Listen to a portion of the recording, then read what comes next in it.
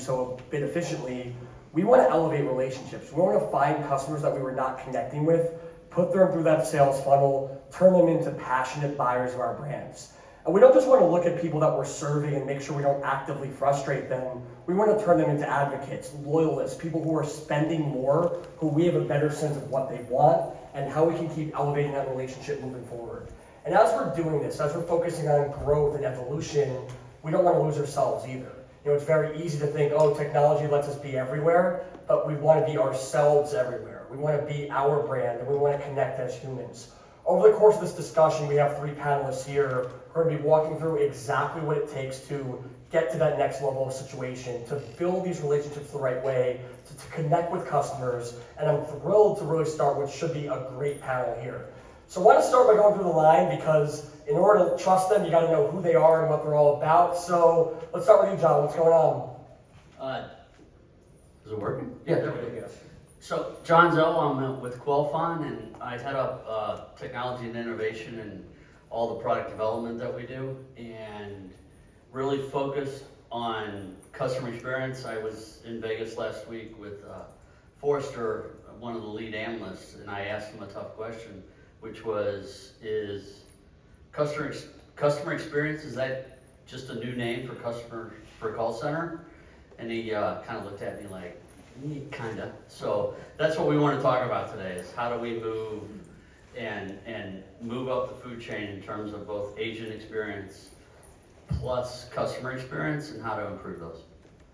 Yeah, and I think, you know, one of the mistakes we sometimes make, right, is we worry about call center versus contact center in terms of channel, or like where it was happening or where we were interacting, when we should be rejecting that term because of what it represented, which was solving problems and being very reactionary, not building relationships and building businesses, not empowering employees. And I love that perspective, and I can't wait to dive into that over the course of this discussion.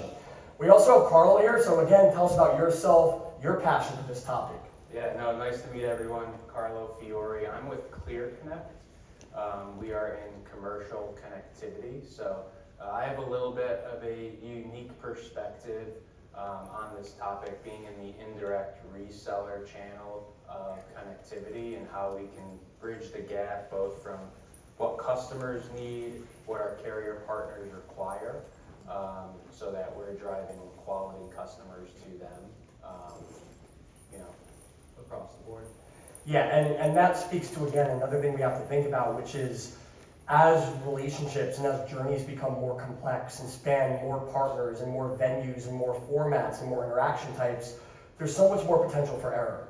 There's so much more potential to not be the brand that won the customer in the first place and not deliver the experience that keeps the customer in the first place. So thinking about all those different fail points and ensuring that we're our brand, we're effective, we're customer-centric at all those terms, so important there. And there are 5 little panelists here, but certainly not the least informative. In fact, he's going to have amazing insights. That's Paul right here. Tell us about yourself. Yeah, okay, so I'm the CEO of Pitchit. We effectively integrate AI agents into customer experience. That's a multi-channel thing that we started with our first customer, which was T-Mobile. And so T-Mobile's problems spanned a lot of different stages in the funnel, mostly pre-sales. They had to connect call centers with indirects, with master agents, with BPOs, Salesforce, HubSpot, Google Sheets, Facebook Inbox, voice calls. All of those things were sources and surface areas that they had customers, both consumer and enterprise, coming to them. And so they needed a solution that could be immediate, that could know all of the product pricing and FAQ, all of the objections, but also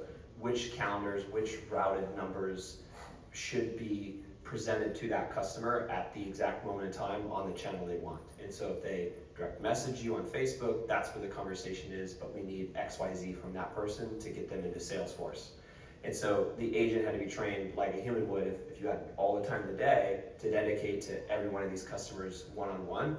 What are the things you would need that are different from a lead that comes from an affiliate marketer versus an inbound call, right? And so we had to effectively create this decision tree, which it basically became massive of all the ways consumers or enterprises could show up to T-Mobile's virtual door and want to purchase any of their products, but then somehow end in a really positive customer experience with a lead score, attribution on where they came from, and a really nice report for marketing and sales and their CRO to figure out what's going on and how they can get more out of that funnel when it ends up being a profitable experience.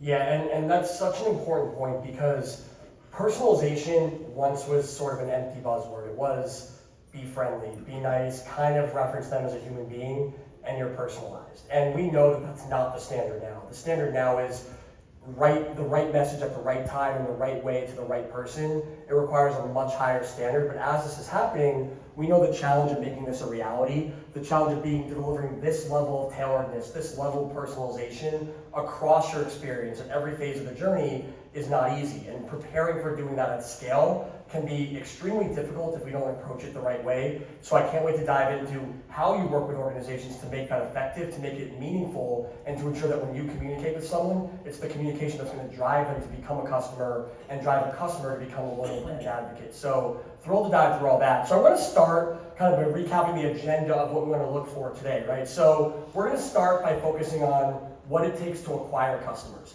what it takes to build your audience and go out to that market, more competition than ever, more noise than ever, and deliver a message that resonates and ensure your teams, whether it's a virtual agent, whether it's a live person, they're ready to meet that level of personalization.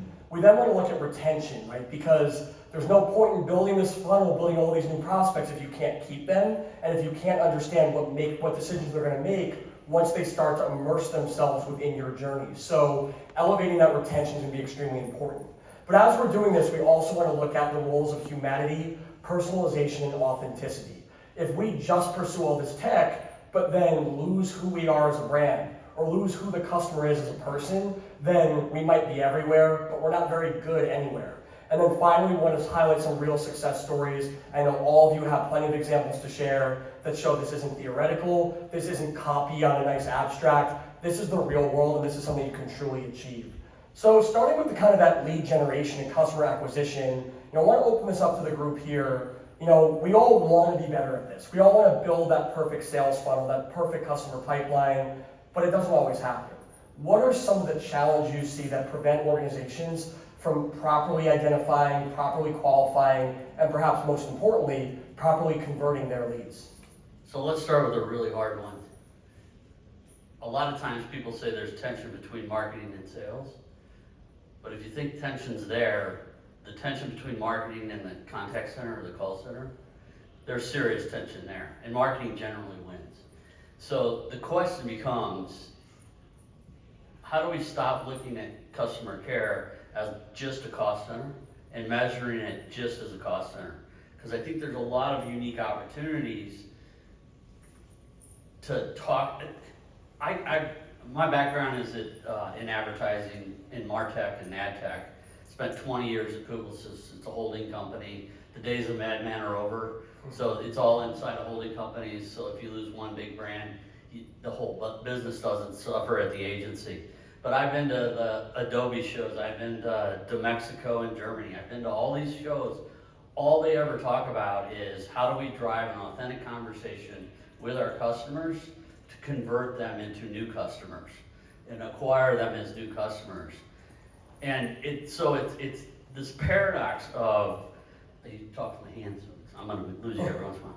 So this paradox of this need to talk to customers in an authentic way, but this tension between marketing and contact center, when the longest period of time that most brands are going to talk to a customer is going to be in the call center. And it's going to be an email they might engage, I think, 15 seconds to 20 seconds, most studies find. But if you got 2 minutes to 3 minutes having a real conversation, I think it all becomes how do we improve the agent experience and the customer experience, so those eternity of 30 seconds looking up information like the account number for a customer don't happen, and empower the agent to have that information in a single pane of glass with a lot of information at their hands, and let them use Gen AI to pull up answers so that they're really having a conversation. I think of it as what if that customer was standing right in front of that person at the counter? That's the goal. That's what we should achieve. Yeah, and I think the way to differentiate it is that traditionally passive marketing communication says a lot about what you are and what you offer. It's that conversation with the contact center agent, with a quality salesperson that shows who you are. And who you are is what it takes to build a real connection. With so many providers, that's what it takes to say, you seem like a valuable lead, but here's why we're the valuable partner to deliver what you're looking for. And if you do not have enough coordination to ensure that that agent who's having that conversation mirrors what you've been promising in the marketing communication, mirrors your sales value proposition, you're not going to make that meaningful connection. You're someone who might pique interest, but you don't really convert the way you're looking for. So that cohesion is so important for sure. Yeah, and I think data is what drives that, and I think that's the bridge between marketing and contact center. And the more data-driven contact centers become, the more valuable the insights they're going to have of those individual customers, and it's going to be marketing asking for that. Yeah. You know, we might, Yeah, we might up our price for that. And it shouldn't even be, the crazy thing is, it shouldn't even be about communication between the different teams. It should be you're all aligned because you built what you're offering based on who your customers are, and you're delivering a message that makes sense for them. So yes, of course, marketing, customer service, and sales have to work together, but they should already be working off the same playbook, and that's the coordination that makes the most sense. Yeah, when I worked at Razorfish, we did customer experience, and I was in the room with the CEO at Delta and the head of the chief marketing officer and the chief technology officer, and he said this much more diplomatically than I'm about to say it, but he said, if you guys can't get along and share data and share experiences, I'll find 2 other people. So it's not uncommon to have 2 big parts of the organization in silos, the data in silos, the workflow in silos. It's just, I think of it as our job to knock those silos down so that, and I think that's where AI and like where Pitchit comes in. Yeah, I'll touch on that. So I'm going to talk about the data point, which for us is an engineering challenge that we have to do at scale. And so you have a lot of inputs. You've got a text conversation, you have an inbound voice, you have an outbound voice. All of that needs to be transcribed, and then you don't want these long paragraphs of transcriptions that a human's got to read through. You want to extract only the pieces that you need. And so one really clear use case in telco is for the contact center to actually quote out a person who wants telco products or internet or home security. They need name, address, current provider, what you're paying today, and what product you think that you want. And sometimes you got to active listen and help them figure some of those things out. And then that needs to be extracted from the AI-driven conversation before you transfer it to the human. And so we extract all of that from whatever channel they're from. We try to enrich that person and who they are, and we fetch APIs that tell us what's available given this information.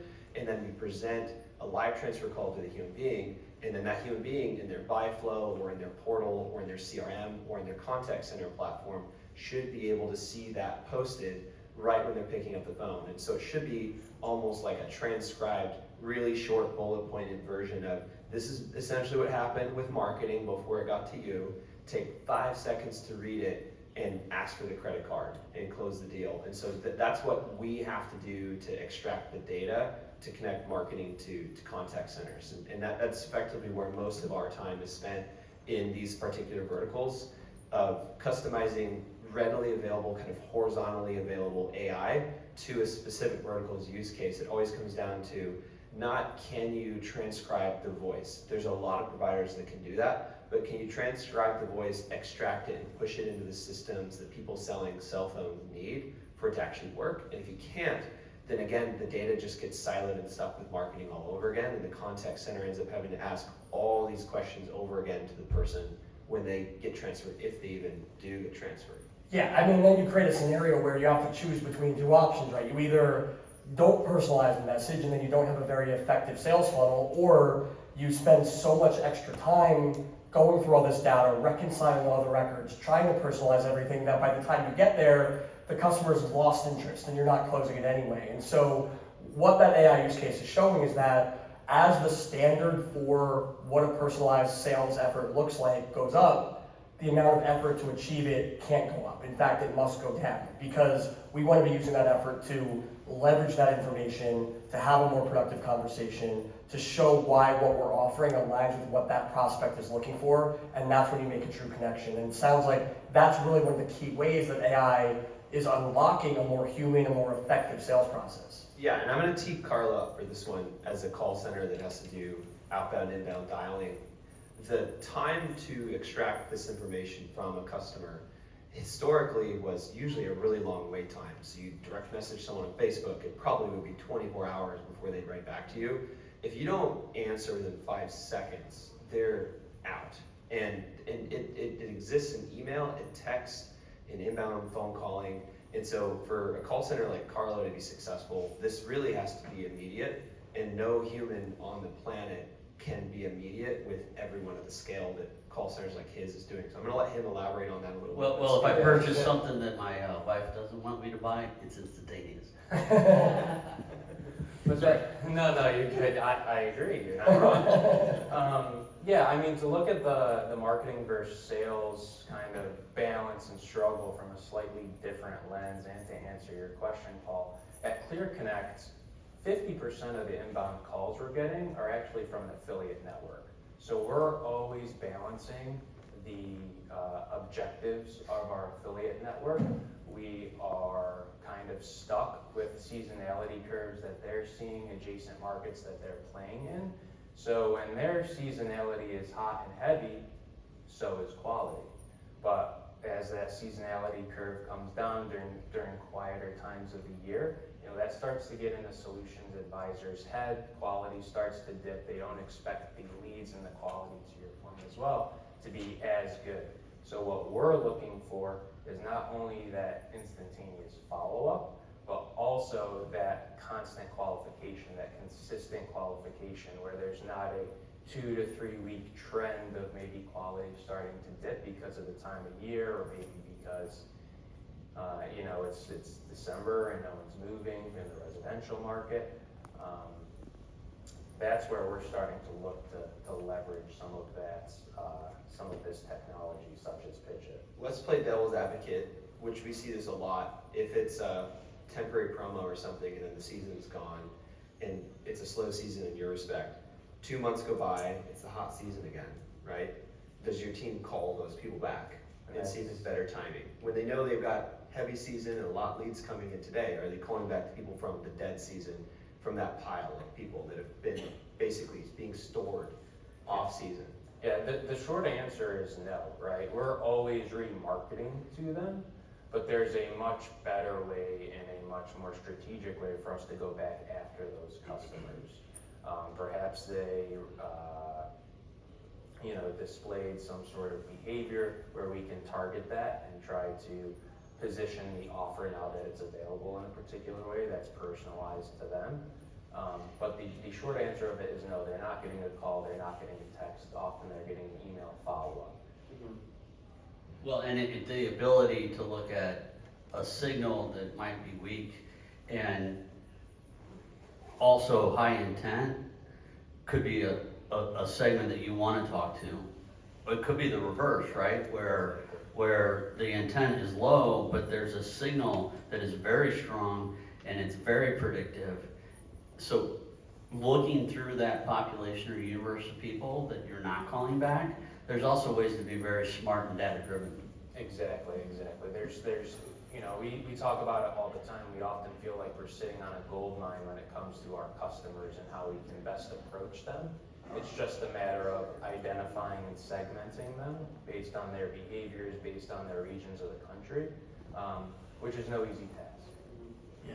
And I think as we talk about signals, when we talk about indicators of likely behavior, there's the likelihood to buy, but then there's also, unfortunately, likelihood to leave or likelihood to churn. And when we start to move into this idea of customer retention, we need to really be able to identify those risk factors early, because by the time the customer complains, hey, I'm not getting what I'm looking for, there's a very strong chance that business is lost, or at least your ability to generate maximum lifetime value could be capped. And so you want to get to them before you've lost the relationship, before they're disillusioned, before these pain points start to emerge. And that's when you want to try to turn any growing dissatisfaction around. That's where you want to take the effort you need to build a stronger retention model. And so, again, posing to the group, what are some of those indicators you look at, or that organizations here should be looking at, to say, not only is my customer maybe not over the moon, but they could be at risk of leaving if we don't do something soon? So for a top 3 insurance company, one of our clients, they asked us to take on a churn problem. And I don't know if you guys know too much about the pressure that insurance is under right now. It's not fun, and retention is a big deal now. So what the suggestion we made was, we have a retention desk that we try to save customers inside of our organization as a BPO supporting this insurance carrier. And what we suggested is, could we identify a signal of what we call fragility and model that fragility based on 3 or 4 specific data points? Maybe it was you had it, you just bought your policy, or only been at this particular company for 3 months, but you had a claim early on and the claim experience wasn't too good, and unfortunately you just got impacted by an increase in your what you're paying every month for your insurance. That would light up the fragility score. And instead of waiting until they're really upset, maybe it's 3 or 4 months from now, if they had very high fragility scores, we push them into the rescue desk to agents that have all these different types of segments and understand and have access to the AI tools in order to respond and try to save that customer. So I think having that machine learning that's very precise and specific around what those causes are and the criteria empowers that agent to have a meaningful conversation. Absolutely. I'm gonna add something to that, because before I started Pitchit, we were doing this at Square. I was the data scientist at Frame Data. Square acquired us. Framed used random forest and neural network models to identify which subscribers were likely to churn and why. And then Square absorbed that tech and used it for their contact center and their sales team. And what, at least our method for this, was each cohort or group of people might have different signals on what's leading to their cancellation or upgrade. And so if we can take those cohorts and have individual models for each of them, then you can have a really dynamic way of approaching it, personalizing it. And so bringing that into Pitchit's world, if you have leads from Facebook that tend to have a really high churn rate, that is going to probably have different signals than the leads coming from Google call ads who have a really high churn rate. And so you can't necessarily have a broad horizontal list of items that are always correlated to churn if you have a lot of these different sources of customers and a lot of different product types. And so that is what a machine learning engineer's job is going to have to be, is where do we essentially create these cohorts, and then how do we extract the line items that are correlated, and then over time, do those line items change? Was the number 1 signal in July of last year different than the number 1 signal now? And so it needs to be dynamic and able to change over time, and you also need to be able to segment the data so that it's not the same solution for every single person. Otherwise, you do lose that personalization. Yeah, I think to add on and to really oversimplify, it comes down to being able to identify what those disruptors are. Because there is going to be a disruptor that is going to drive churn, but it's not only identifying it, it's understanding what that impact could be. One example that, I don't want to say anyone by name, but there's a major cable company out there that when 5G was starting to drive some subscribers, they basically called it a fad in their earnings call and said that, this will be over in 3 months, we'll get back to adding our subs like we do. And now here we are 2 or 3 years down the road, and they now acknowledge it as an actual competitor, where there's certain markets that they're not going to be as competitive in, and they're more focusing on retention and ARPU now. So that's one example, very specific to the connectivity industry, but I think it highlights it's not enough to just identify, oh, hey, we're in a global pandemic or there's some major disruptor. It's what is the impact going to be to my business? then how do you leverage technology to equip your solutions advisors, your sales agents to combat that? Yeah, and you hit on a really important point there, because if it was just about internal factors, whether they're dynamic or static, you would have 100% ability to solve them, predict them. We wouldn't have conversations like this. We would know, okay, if ever a customer was greeted by the wrong name, they're gonna leave, get their name right every time, and they're gonna stay. The truth is that a lot of drivers are happening outside of your business, and what ends up happening is a competitor emerges, a trend occurs, and that disruptor better satisfies the why of how you attracted the customer in the first place. So now you're no longer the best offering in their eyes. You're no longer standing out. You're no longer connecting with them. And so while you want to continually analyze what's happening within your current customer base, what's driving sentiment at given times, what's driving activity, you also want to know what's happening outside that is going to have a Venn diagram with what your offering is, and could eventually go from being a short-term fad or a short-term threat to actually a meaningful shakeup that greatly changes your ability to attract customers. Anything else that we want to add as far as going beyond just spotting these trends and beyond just identifying this could cost us customers, to actually moving to what can we do proactively to build loyalty? Because again, the more loyal a customer is, the more defensible you are against disruptions from the outside. You know, you can be silently satisfied or you can be passionately loyal. It's the passionately loyal customer who might avoid a change that might save them $5 a month, who might avoid a change because one agent in the call center one time was a little bit rude to them. How do we get to that passionate loyalty, and what can we use technology, what can we use AI for to get us in the right direction here? I have one specific use case, and it's a major insurance carrier. They sell various products, but their go-to-market strategy has been to work with employers and then to service those employees as the individual consumer. And the account executives make the most commission when they close a new employer, and they only really lose commission if an actual employer cancels. But what's happening is those employers are churning employees, and so the company is losing customers without losing the major partner of theirs. But these account execs don't care, because one employee out of 500 is not worth their time to call, get a hold of them, qualify them, and explain that they actually could have kept that insurance coverage by signing up privately at the same price for the same coverage.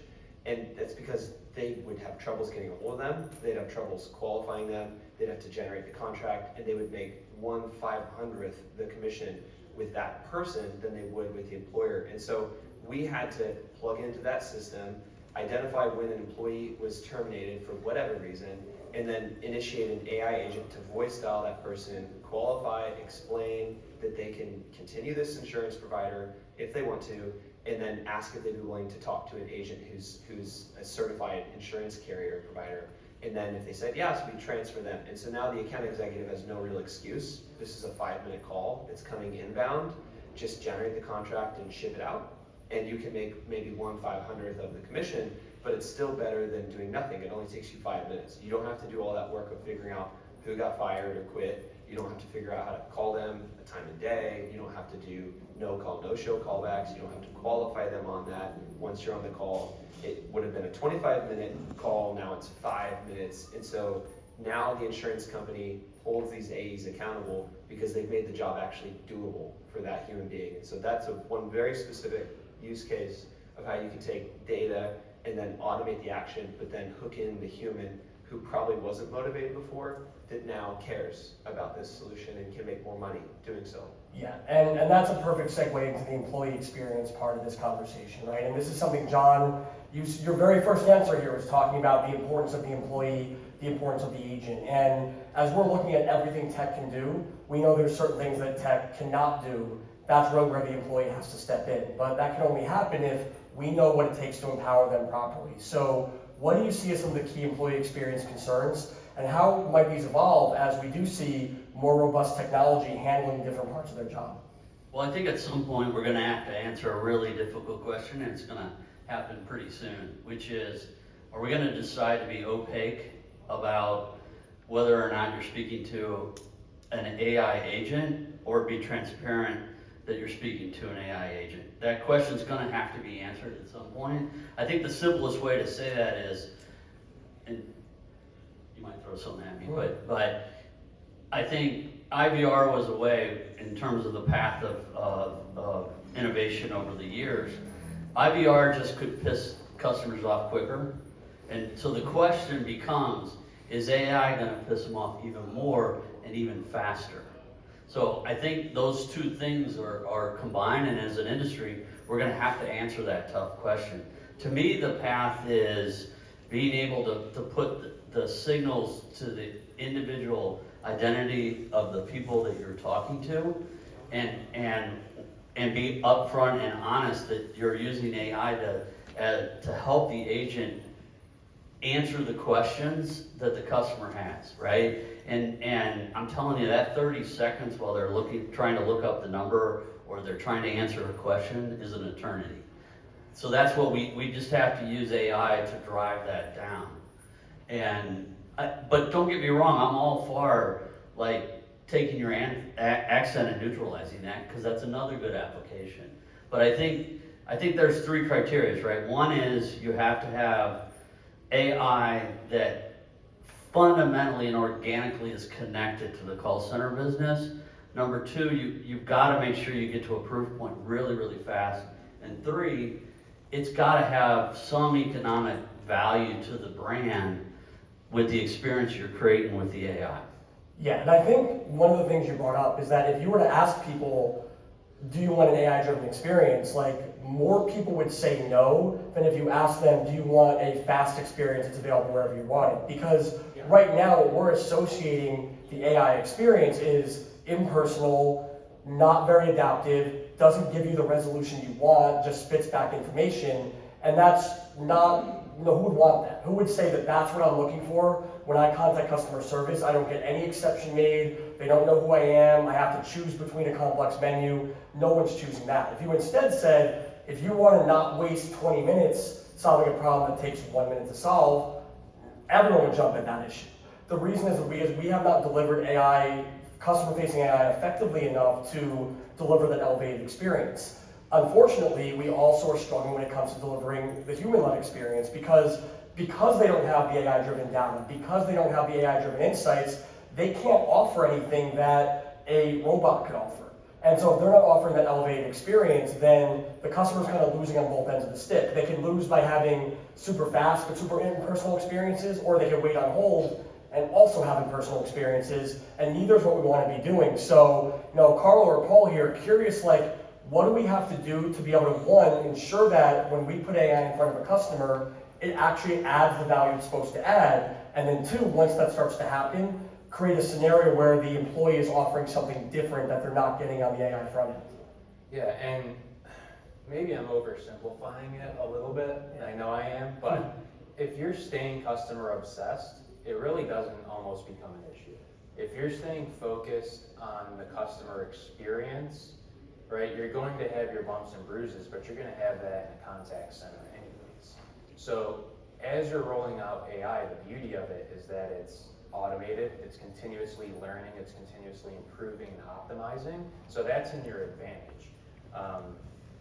But if you're equipping your sales agents to interact with the AI in a way that is efficient and effective, that's going to contribute to the customer experience. If you're deploying AI in a way that is efficient and effective and additive to the customer experience, that's also going to be more welcome, right? If I have the option to complete part of a purchase online versus calling, I'm going to do that. And I think that is the path that AI is going down for sales calls.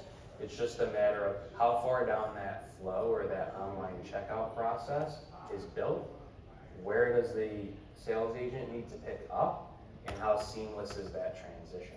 I think if that's the focus and on the customer satisfaction and experience, it's a formula for success. Yeah, and I think content becomes everything here. And so if we can use AI to give precision in what context, when I say context, I mean, like you were saying, can I put why I'm asking this into the context? Yeah. Right? If you asked for my personal information, but you told me, hey, I'll give you a 50-inch flat screen TV, I'll give you my blood type, right? So it's again, that's the context. So how do we use AI to inform context so the agent can get an authentic? And I think that's where authenticity and loyalty comes from, is if the context it hits home with that individual customer. Yeah, and just for the record, I'm not giving my blood type for less than a 65 inch, but you're mentioning I am, John. But Paul, I want to ask you about that because authenticity is such a huge part of what you focus on. So how does what John said resonate with you? Well, I think that the most successful case studies of AI usually ended with someone like me who's supposed to just supply the tech, almost creating a managed service along with the implementation. And the reason for that is T-Mobile did not have any clue how to implement this. They had no idea what their policies were. If you would ask them something simple like, when a customer picks up the phone and it's an AI agent and they know it's an AI agent and they get angry about it, what do you want to do? They don't know. And if you ask the committee, they will all have different opinions about it. Some will say, we don't want to use this at all because this is not worth it even if one person hates it. Some would say immediately transfer to a human, and then some would say, let's just say it's a human and try to trick them. And you would be shocked that some of our customers do that, right? And so I don't advise that, but what I think is happening, looking at all of our customers, if I had to like summarize what's happening, is generally the AI agent introduces themselves. It will say, I'm an AI agent representing company X. I have 5 questions. It takes 20 seconds. It will save you 15 minutes of waiting. If you give me these answers and they're accurate, I can get you a solution in half the time. What's your full name? And if they don't want to give the full name, it will explain one more time. Without the full name, it's incomplete. I'll transfer you to a human right now if you'd like, but just be aware, they're still going to need your full name. They're still going to need to ask these other 4 questions, but then they're going to put you on hold. They're going to go type all this information manually to a portal. And I could have done this with an API and transfer you to a human in literally half the time. And if they still insist, then it transfers out. This is common. I mean, some people throw trash cans at Waymos. What are you going to do about it? Nothing. That's just, people don't like technology. I can't force them to like it, but it can be fixed with transparency. What I think makes everybody cringe are the providers who allow the AI to impersonate people or trick people in order to scam, phish, or make them feel like they're not intelligent. And don't be transparent about this. And I think everybody's afraid that that's probably the future, but I can tell you that that's the least common answer from most of the boardrooms that I talk to. They want the AI to explain everything around why they're asking these questions. They do want a human involved, and then when a human does get involved, it's augmenting even the human experience. And so while the human's on the phone, it's done all the API feed checking, and the human can have a live chat. The human at our client account can have a live chat with the AI, so if the customer on the phone with them asks a question that they don't know, again, they don't have to put you on hold. They can ask the AI agent, it will answer it, and then they can answer in 15 seconds instead of 3 minutes after talking to a manager. And so if you tell the customer why this is all happening, they're probably gonna like it. If you ask them, do they want to talk to AI, they're probably not gonna like it. If you lie about using AI, they're definitely not gonna like it.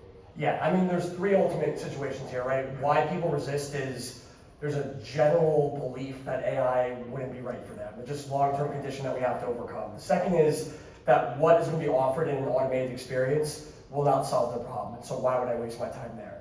The third is that I'm going to start here and not have access to a person, and so why would I want to create a dead end? Yes, and you can't get out of it. And then the fourth is, even if I can transfer, they're going to ask me the same question over and over again, so let me cut out the middleman and just go straight to the source. If you're transparent and you say, if you want $1 million as an apology for a late delivery order, the chatbot's not for you. Try arguing with a live person. If you do, however, just want a refund for a misplaced order, do it in the bot, you're going to save time. You're going to see acceptance go up. If you say, if this doesn't work, put in the information here, the live agent will have everything he needs to have a much faster conversation. You're going to see far more adoption. In fact, our research proves that the number one way people said it would make them more willing to try a chatbot is guarantee that they could seamlessly escalate to a live agent if it wasn't working.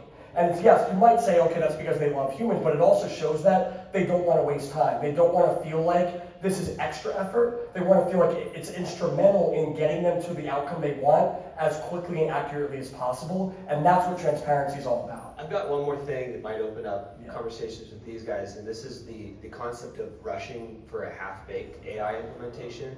So there are a lot of hotel chains that have rushed to check the box for their CEO so they can go on to Forbes and talk about how they're using AI for hospitality. One of the experiences we had is a BPO, it wasn't Qualfon, came to us and they said, we do all the support for hospitality, we don't do any of the sales, but we think we could win the sales. Can you explain how your technology would be better than what this hotel chain is using today? And it's one of the biggest ones in the United States. And so I went and I secret shopped them. I called the 800 number on their site.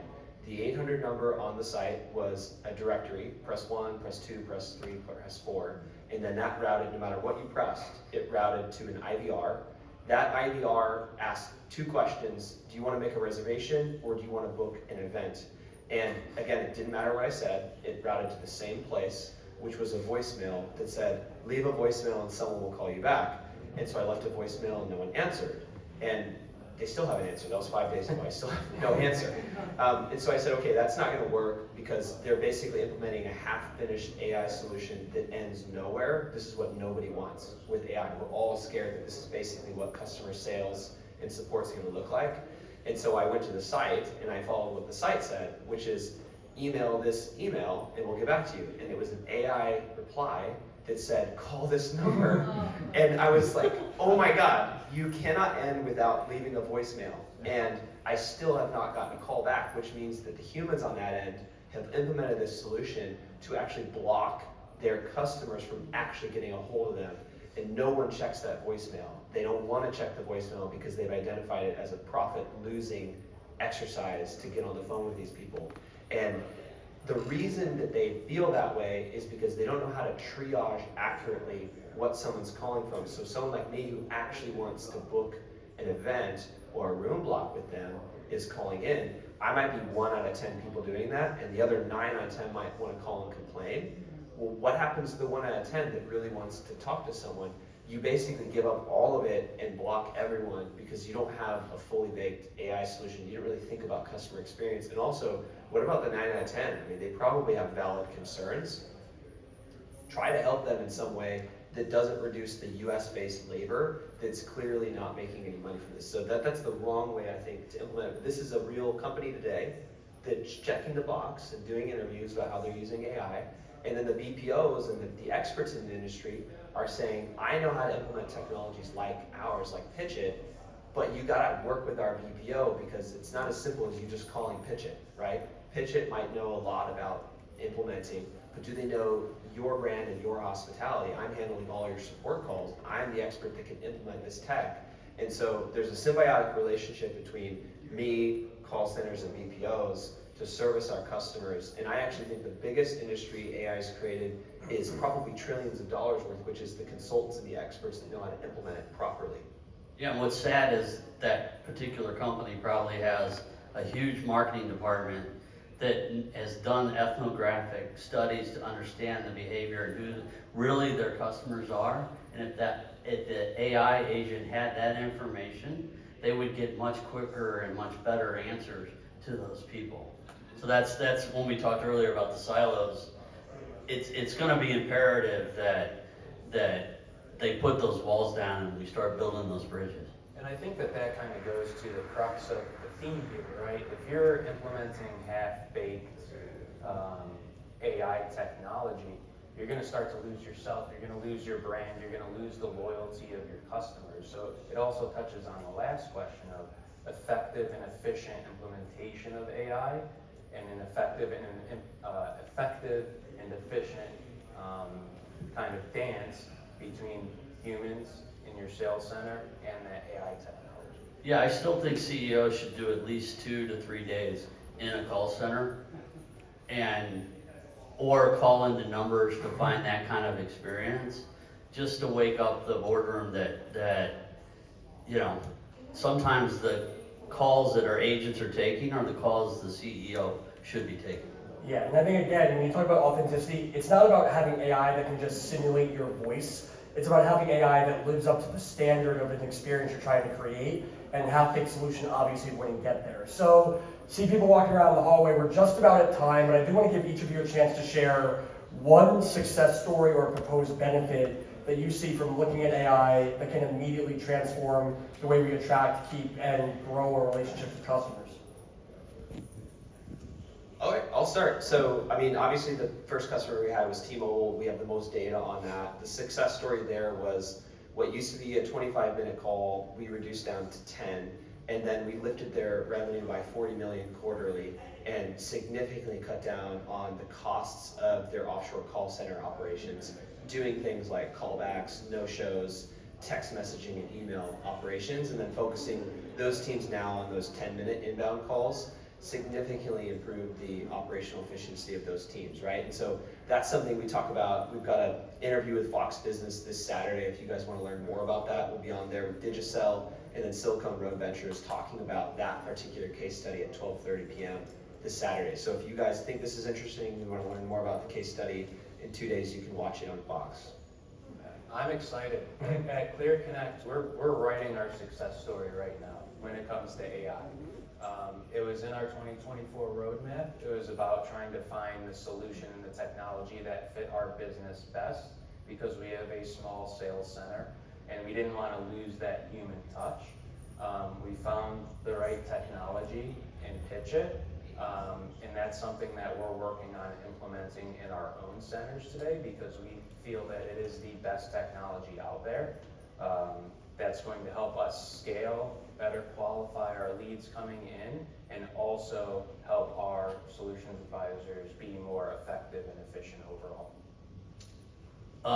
I would say Ford, we do all the extended warranties for Ford, and we actually pay for all the marketing. We are their marketing arm, and so we put our mouth where, I think it's really performance marketing, like in the truest definition.